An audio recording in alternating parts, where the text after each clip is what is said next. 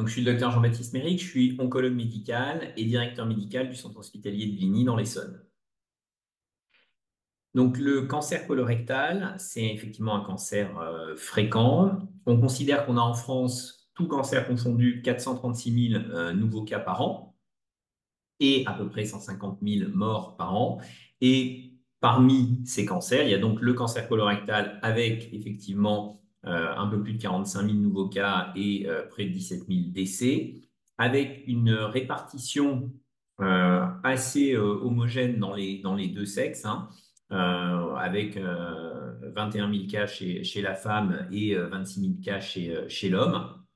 Ce qui veut dire que ça représente dans les deux cas à peu près la même proportion et que ça arrive dans les trois premiers cancers incidents dans les deux sexes. Donc c'est quand même quelque chose d'important, avec une incidence qui est globalement à peu près stable sur les dernières années, un petit peu en positif chez la femme, un tout petit peu en négatif chez l'homme, et avec environ 10% des décès chez l'homme, 15% chez la femme, des décès par cancer. Donc c'est quand même une vraie problématique de santé publique. C'est un cancer qui a la réputation d'être dans les cancers finalement d'assez bons pronostics, parce qu'on met souvent dans les quatre cancers fréquents, sein, côlon, poumon, prostate, qui font à peu près 50% de l'effectif des cancers. On identifie toujours le poumon comme celui qui est le cancer de mauvais pronostic, et puis globalement, les autres, c'est plutôt pas si mal. Alors, c'est vrai, et en même temps, quand on regarde la survie à 5 ans des cancers et qu'on prend la prostate, par exemple, on est à 93%. Quand on prend le sein, on va être au-delà de 85%. Et quand on prend le côlon, bah, on est quand même dans une classe un tout petit peu en dessous, entre 62 et 65%, selon qu'on est chez l'homme ou chez la femme.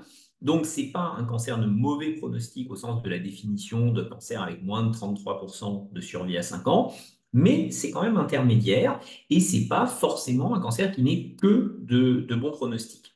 Alors pourquoi cette question du pronostic? On le verra avec la question en fait du stade au diagnostic et donc de l'importance du dépistage, puisqu'en fait à un stade précoce, on a effectivement des survies à 90% à 5 ans et même des guérisons à 90%.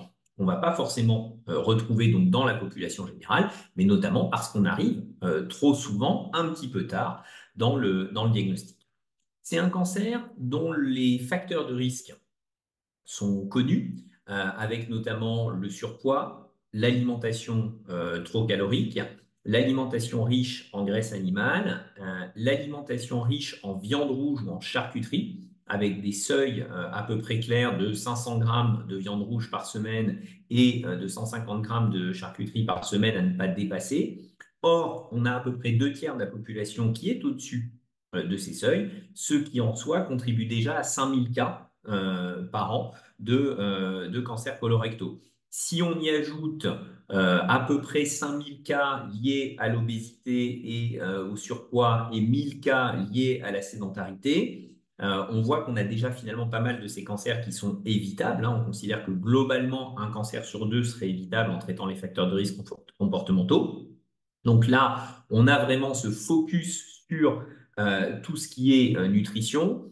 Mais attention, il ne faut pas s'arrêter là parce qu'il y a quand même un petit surrisque lié à la consommation d'alcool et un surrisque lié à la consommation de tabac, qui est un facteur favorisant des lésions précancéreuses coliques et des adénomes. Donc, voilà, ce serait facile de considérer que le côlon, organe digestif, c'est un cancer lié à des facteurs nutritionnels exclusivement. Ce n'est pas le cas. Il faut jouer sur les facteurs nutritionnels, mais il faut rappeler que les conduites de prévention générale, abstinence du tabac, limitation de l'alcool dans les repères, restent importantes en prévention du cancer colorectal.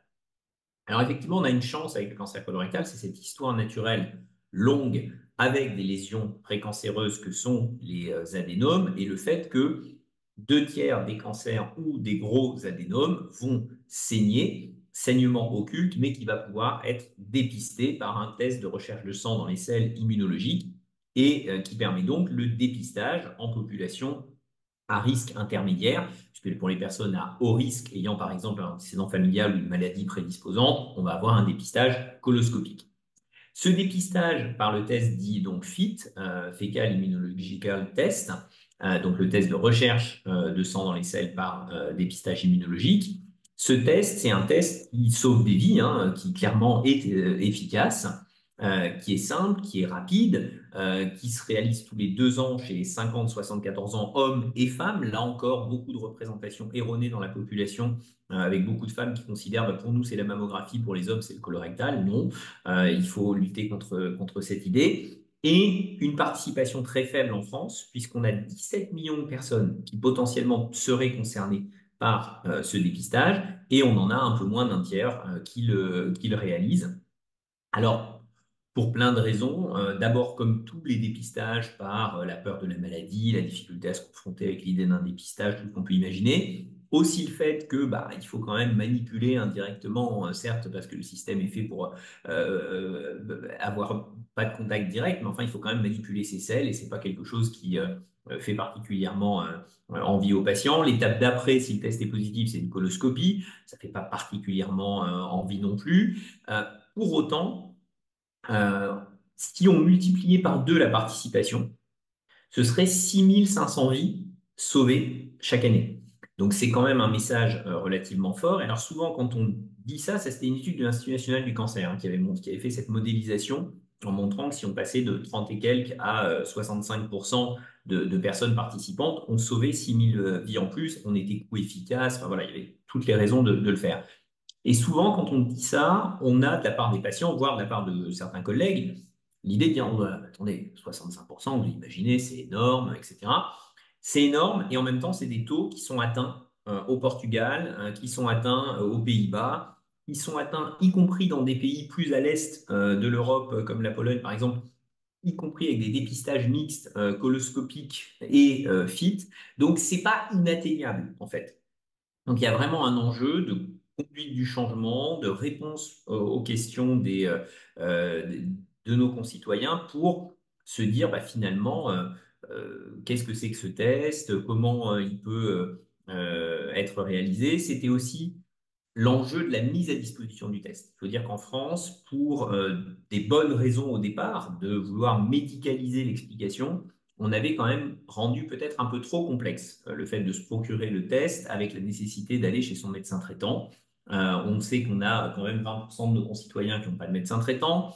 On sait que de trouver un rendez-vous n'est pas facile. Donc, prendre un rendez-vous pour une action de prévention, c'est pas quelque chose qui aujourd'hui est dans les pratiques. Donc, à l'occasion d'un passage chez le médecin traitant, parler comme ça à brûle pour point tout d'un coup du dépistage, c'est pas forcément simple pour les confrères, ça prend du temps. Donc, c'est vrai que là, maintenant, il y a eu une simplification de l'accès au test avec la possibilité de le récupérer en pharmacie directement, avec la possibilité de le commander en ligne sur un site internet. Il faut espérer que ça va permettre de doper un petit peu la consommation. Parce que c'est vrai que ça reste faible, ça reste stagnant, on n'a pas vraiment eu de décollage. Alors, dans la stratégie décennale de lutte contre les cancers, il y a un objectif de 1 million de dépistages en plus, tout dépistage confondu de cancer d'ici 2025. Avec un peu de chance, on va y arriver, notamment parce qu'il y a une très bonne dynamique sur le dépistage cancer du col de l'utérus. Mais c'est vrai que sur le colorectal, on reste un petit peu à la peine. Ça veut dire que non seulement ce dépistage en population la plus large à risque intermédiaire ne fonctionne pas forcément très bien, mais ça veut dire aussi que comme on n'aborde pas le sujet, ben, on n'en parle pas forcément non plus pour les personnes à haut risque qui ont des antécédents personnels de cancer, par exemple, au premier degré, ou qui ont des maladies inflammatoires chroniques de l'intestin. Et effectivement, là, il y a vraiment un intérêt à un dépistage coloscopique. Donc, vraie problématique de santé publique, pas simple à saisir. La responsabilité, elle est encore une fois celle de tous les soignants, c'est-à-dire de pouvoir aborder à l'occasion d'une discussion sur les facteurs de risque, à l'occasion d'une discussion sur des symptômes digestifs bénins, à l'occasion d'une discussion sur la prévention, de pouvoir aborder cette question du dépistage pour essayer qu'un maximum de nos concitoyens deviennent adhérents à ce dépistage. Ça reste quand même une vraie difficulté. Ce d'autant plus qu'on a en cancérologie aujourd'hui un discours sur l'innovation qui peut être un peu trompeur parfois, parce que les gens disent, bah oui, mais finalement, il y a très peu de chances que je l'ai. Alors c'est vrai, hein, on n'a que 4% des tests qui sont positifs et sur ces 4% de positifs, il y aura encore très peu de cancers. Donc les gens vont dire, bah oui, mais pourquoi je me prêterais un test de dépistage puisque finalement il y a très peu de risques que ce soit positif. Puis si c'est positif, bah, on fera les traitements et maintenant il y a des nouveaux traitements, ça marche très bien. Alors oui, il y a des nouveaux traitements, mais encore une fois, ils sont réservés en grande partie à un stade avancé de la maladie où le pronostic n'est pas aussi bon qu'à un stade initial. Et puis à un stade initial du dépistage, on peut dépister des adénomes, des lésions précancéreuses, les traiter pendant la coloscopie et éviter complètement la chirurgie et tous les autres traitements. Donc il y a quand même un vrai intérêt au dépistage. Ceci étant, cette idée qu'il y a une innovation, elle est vraie. Il y a des innovations dans le traitement des cancers colorectaux, plutôt au stade métastatique et relativement avancé qu'au stade local aujourd'hui, en sachant que on a dans les cancers colorectaux finalement des avancées qui sont des avancées partagées avec d'autres cancers. C'est historiquement d'abord les thérapies ciblées, que ce soit les thérapies visant les récepteurs à l'EGF ou que ce soit celles visant l'angiogénèse et qui sont maintenant intégrées de façon routinière dans l'ensemble des protocoles thérapeutiques, avec tout de même un bémol, ça fonctionne très bien au stade métastatique. Ça permet d'améliorer les durées de survie, ça permet d'améliorer l'opérabilité des métastases, ça permet d'améliorer la qualité de vie, mais ces techniques de thérapie ciblée ou d'anti-angiogénique, lorsqu'on a essayé de les amener un petit peu plus tôt dans la maladie, notamment dans les traitements adjuvants, eh bien, ça a été des échecs et on reste aujourd'hui sur la même chimiothérapie que celle qui avait été montrée la plus efficace en 2003 lors de la première publication, qui est la chimiothérapie par 6 mois de Folfox. Alors, on est plutôt dans une tendance de désescalade thérapeutique, de personnalisation et de réduire le temps de cette chimiothérapie dans les cas de meilleurs pronostics, mais on n'a pas changé radicalement de protocole de chimiothérapie et on n'a pas gagné des taux de guérison supplémentaires avec des nouveaux produits. Donc ça, c'est quand même un point important à avoir à l'esprit. Et puis, plus récemment, il y a deux innovations qui sont arrivées et qui peut-être représentent une vraie rupture et vont peut-être, en tout cas pour une d'entre elles, amener quelque chose au stade initial. La première, c'est l'immunothérapie. Alors l'immunothérapie dans le cancer colorectal, elle concerne 5% ou à peu près des malades, qui sont des malades qui vont avoir ce qu'on appelle une instabilité microsatellitaire, c'est en fait une tumeur avec énormément de mutations et qui sont des tumeurs dont on sait qu'elles sont particulièrement répondeuses à l'immunothérapie dans l'ensemble des cancers. Et c'est vrai que pour ces cancers-là, on a une réponse assez phénoménale à l'immunothérapie, et y compris au stade initial, puisqu'il y a même deux essais l'an dernier qui ont montré que dans des cancers du rectum, en néoadjuvant, donc avant la séquence de radiochimiothérapie et de chirurgie, il y avait eu des tests d'immunothérapie. Et en fait, l'immunothérapie a tellement bien fonctionné que la majorité, voire dans un des essais, la totalité des malades étaient en rémission complète après un temps court d'immunothérapie, y compris des malades qui, pour une bonne partie d'entre eux, n'ont pas été opérés, avec des équipes qui les suivent, qui ont maintenant de l'ordre de 2 ans de recul et qui, au bout de 2 ans, ont encore dans cette série un nombre important de patients qui n'ont pas été opérés. Donc ça ouvre l'idée de se dire que si demain on sait identifier ces patients, on a peut-être un traitement médical exclusif par immunothérapie pour guérir les patients. C'est effectivement une voie d'espoir importante dans le cancer du rectum, qui est quand même un cancer pour lequel on a des séquelles importantes parfois de la radiothérapie, de la chirurgie, avec la question de la conservation sphinctérienne et d'une qualité de vie correcte par la suite. Donc ça, c'est un point effectivement extrêmement important parce que toute cette voie de désescalade thérapeutique, c'est aussi un des axes essentiels de la stratégie décennale de lutte contre les cancers. Et puis, la dernière innovation qui est arrivée pour les cancers colorectaux, mais pour les autres aussi, c'est pour les patients traités par chimiothérapie, par radiothérapie, la possibilité, grâce à des applications de télésurveillance, eh bien, de mieux gérer le traitement, ce qui veut dire à la fois moins de toxicité, plus d'efficacité. C'est des applications qui ont montré qu'elles réduisaient le taux d'hospitalisation en urgence, qu'elles amélioraient la qualité de vie, qu'elles amélioraient même la durée de survie dans certains essais. Et donc, dans une maladie comme le cancer colorectal, où la réalisation optimale de la chimiothérapie peut parfois permettre d'amener à la chirurgie des métastases et donc à la guérison même au stade métastatique, c'est effectivement particulièrement important d'être très scrupuleux dans le suivi de cette période de chimiothérapie. Et donc, probablement que la télésurveillance a un intérêt tout particulier chez ces patients-là. Alors tout ça, c'est des thérapies habituelles, encore que une application mobile, c'est pas totalement habituel. Mais de plus en plus, on adjoint, et on doit le faire, hein, c'est normalement réglementairement obligatoire pour les établissements autorisés au traitement du cancer, des soins de support. Et parmi ces soins de support, il y en a un qui est plus qu'un soin de support, c'est un vrai soin actif, c'est l'activité physique, parce que on peut parler de soins actifs puisque non seulement on va observer des effets bénéfiques multiples, mais aussi un bénéfice en survie.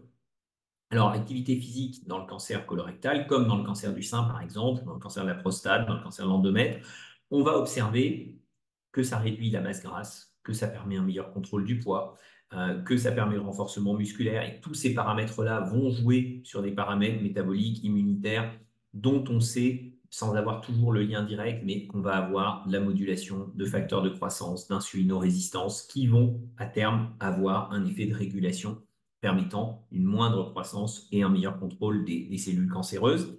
Et puis, bah, ça permet aussi une meilleure qualité de vie, ça permet un meilleur contrôle des facteurs de risque cardiovasculaires et des autres risques inhérents à la fois aux facteurs de risque communs que le patient pouvait présenter au départ, voire aux complications de traitement.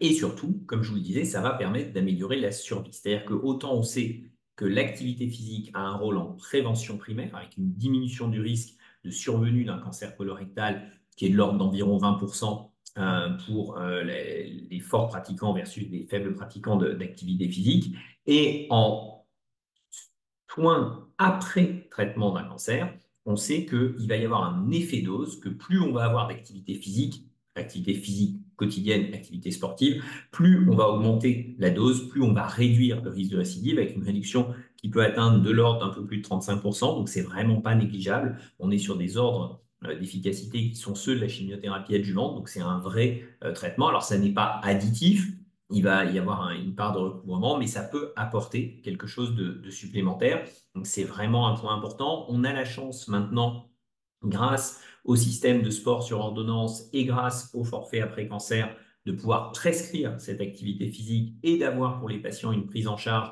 de l'évaluation en activité physique, une évaluation diététique et éventuellement des séances ensuite de suivi et une évaluation psychologique et éventuellement des séances de suivi. Donc, tout n'est pas encore parfait, tout n'est pas organisé totalement dans toutes les régions. Tout le monde n'a pas encore ce réflexe de prescription. Il faut aller vers ça parce que c'est vraiment une chance supplémentaire que l'on peut offrir aux patients d'améliorer leur chance de guérir de ce cancer colorectal et d'éviter des récidives, d'éviter d'autres cancers, d'éviter des maladies cardiovasculaires. Donc, c'est vraiment un bénéfice en santé extrêmement important.